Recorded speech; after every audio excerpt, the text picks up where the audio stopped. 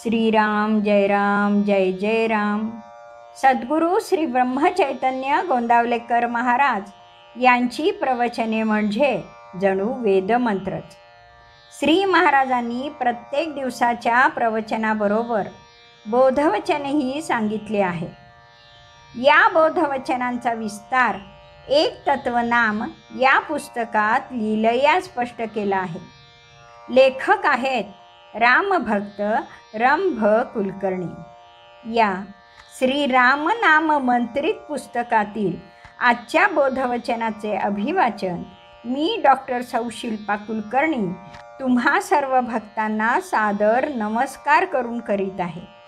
आज दिनांक 10 जुलै. आजचे बोधवचन. त्राता राम आणून चित्ती निर्भय करावी आपली वृत्ती. श्रीराम. घरट्यात बसलेल्या पक्षाला त्याचे घरटे आणि झाडाची फांदी दिसते. आकाशात उंच जाऊन विहंगमावलोकन केले तर दृष्टीचा परीघ वाढून इतर झाडे, नदी किनारा, टेकडी, शेते, पशु, माणसे, गाव इत्यादी असे विशाल दृश्य दिसेल. उंचीवरून प्रदेशाची कक्षा रुंदावते. जसे स्थळाबद्दल तसे काळाबद्दलही म्हणता येईल. खेड्यातील आजारी आईला भेटण्यासाठी शहरातील एक युवक बसमध्ये चढला, पण जागा नसल्याने कंडक्टरने त्याला खाली उतरवले. तो युवक निराश झाला. दुसऱ्या बसने निघाला. उशिरा पोहोचण्याची काळजी त्याला वाटत होती. अर्धा तास गेल्यावर बस थांबली.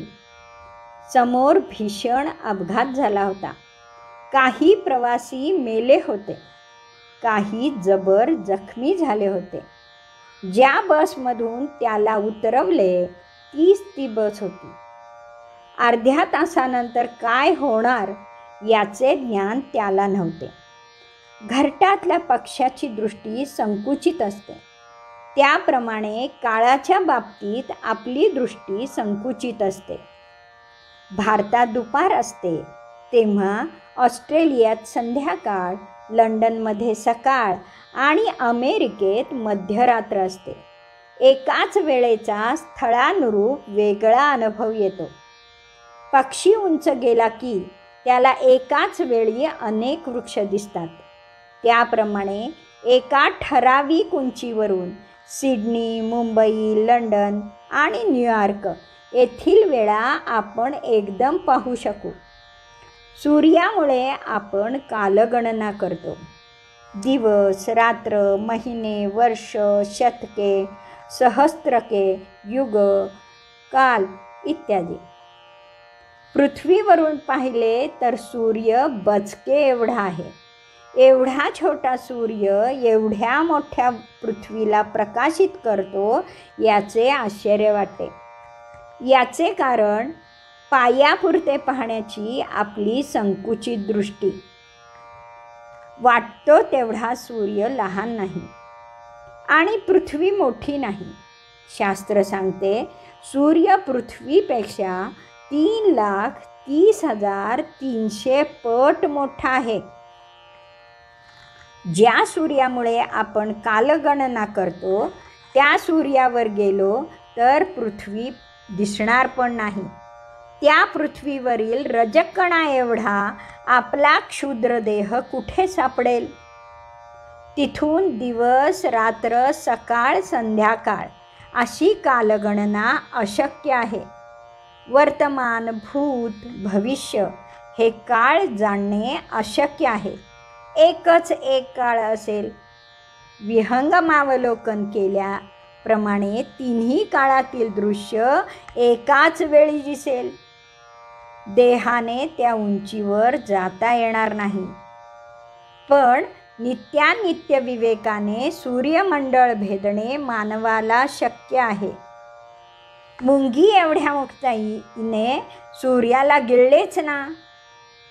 रामनामाने वाल्मिकी इतक्या उंचीवर गेले की त्यांना साक्षात प्रभुचंद्रांचा भविष्यकाळ दिसला आणि रामायणाची निर्मिती झाली. मानवी महत्त्वाकांक्षेला द स्काय इज लिमिट असे म्हणतात, पण आध्यात्मिक महत्त्वाकांक्षा तर आकाश, चिदाकाश, महदाकाश यांना भेटून ब्रह्मरूप होते.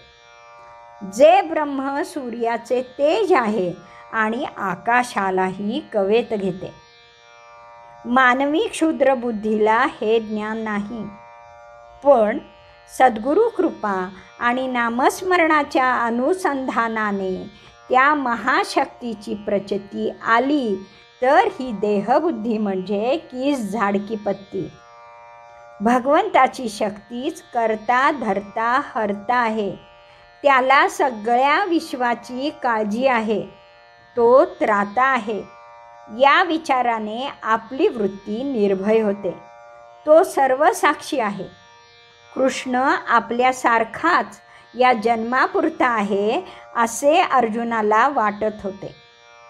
बहुनी मे व्यतीनानी जन्मानी, माझे तुझे अनेक जन्म झाले आहेत. भूतकाळातील ते जन्म मी जाणतो, तू नाही, असे श्रीकृष्ण म्हणाले. त्याप्रमाणे विश्वरूप दर्शनाने श्रीकृष्णाने भविष्यात भीष्म, द्रोण, कर्ण इत्यादी महावीरांचा अंत होणार आहे.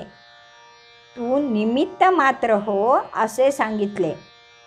म्हणजे भगवंताला भूत, भविष्य व वर्तमान यांचे ज्ञान आहे हे जाणून अर्जुनाप्रमाणे आपणही त्राता राम आणून चित्ती निर्भय करावी आपली वृत्ती. विवेक आणि साधना यांच्या साह्याने स्थलकालातीत होता येईल आणि भगवंत विश्वाचा त्राता आहे हे लक्षात येईल. तोपर्यंत सद्गुरू वचनावर विश्वास ठेवून त्राता राम आणून चित्ती निर्भय करावी आपली वृत्ती. श्रीराम समर्थ. जानकी जीवन स्मरण. जय जय राम.